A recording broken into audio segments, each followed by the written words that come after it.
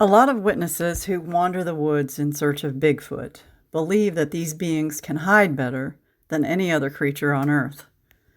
And I've talked to more than a few witnesses who believe Bigfoot is not only capable of hiding better, but many of them have reluctantly come to the conclusion that Bigfoot are capable of what might be considered to be invisibility or vanishing. Witnesses report that one minute it was there and the next it was gone, or they claim they knew something was there, they could feel its presence, and they could even hear it, but they just couldn't see it. But is this really true? Are the now increasing numbers of people making these claims just losing their minds? Delusional? I don't really think so, and I'll tell you why. I would have had no problem ignoring these claims completely if there weren't so many of them. If I hadn't listened to so many different people in different corners of the world telling me similar stories, I wouldn't have given them a second thought. But when so many people say the same things, they become very hard to ignore. Because we humans depend a whole lot on seeing things. With good reason. We've been conditioned that way. We've been taught that seeing things is the only way to determine whether or not they're real. Seeing is believing, right? And I've heard many paranormal and cryptozoology researchers say, I'll have to see that myself before I believe it. But I'm here to tell you this way of thinking is a real problem when we're trying to make determinations about what's real. Because I'm going to say something about this that probably hasn't been uttered anywhere before. We are taught that so many things like invisibility aren't real.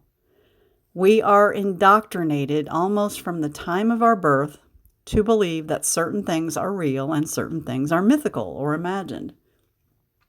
And this has done us a terrible disservice. It has actually shut down our ability to think outside the box. It has stunted our thinking. And I dare say that this indoctrination we've all experienced is the only reason we decide that certain things aren't real. And that's the only reason we don't believe in certain things that we can't actually see. But just because we've been taught the non-physical things aren't real doesn't mean they really aren't. There are all kinds of things that are actually invisible, but are real to us nonetheless. Oxygen is one thing that's completely invisible, but we can all agree our very lives depend on it. Time is a concept we all aspire to, but outside of looking at a clock, none of us can actually see time itself, though we live our lives enslaved by it. Pain is another thing. We've all suffered from pain at times, but is pain less real because we can only feel it but can't actually see it? Keeping these things in mind, I have to ask the question, why do we judge what's real by what we can see? The great scientist, Nikola Tesla, over 100 years ago said, "The day science begins to study non-physical phenomena, it will make more progress in one decade than all its previous centuries of existence." Was Tesla trying to tell us that non-physical things like invisibility might actually be possible?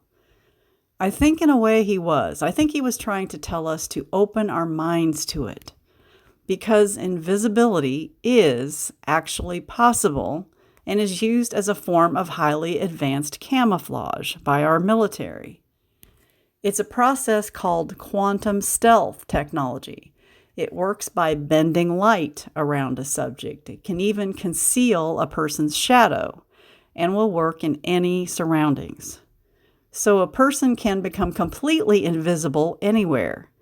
And it doesn't matter which way you define invisibility, this technology gives anyone the ability to quote-unquote disappear at will. But how does this apply to Bigfoot?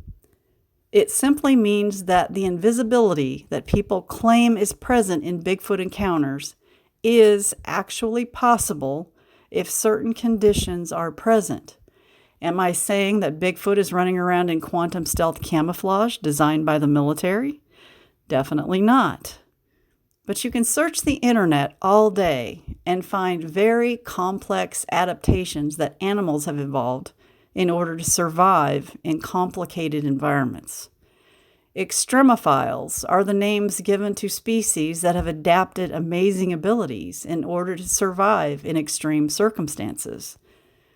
Is Bigfoot living in extreme circumstances? This giant creature that lives so close to us? This menacing creature we might want to destroy if we knew it was sometimes in our backyards? It's important that they can hide from us. And maybe they've just adapted a better way to do it. And since Bigfoot are actually types of humans with superior intelligence, it makes the prospects even more interesting. And if you'd like to go a little further down this rabbit hole, you might want to check out my video titled Bigfoot, The Ultimate Truth, in which I've introduced an important point about the broader picture of this. In the age that we are living in right now, it's harmful to even use the word impossible, because impossible things are being made possible every day. And to say anything is impossible just ends the conversation about what could be possible. And it stifles our ability to move into the next phase of our evolution, which definitely requires us to reach a higher level of consciousness. That means that in order to evolve and grow, we need to start focusing on what's possible rather than arguing about what isn't. But can Bigfoot become invisible? Invisibility is possible. You decide.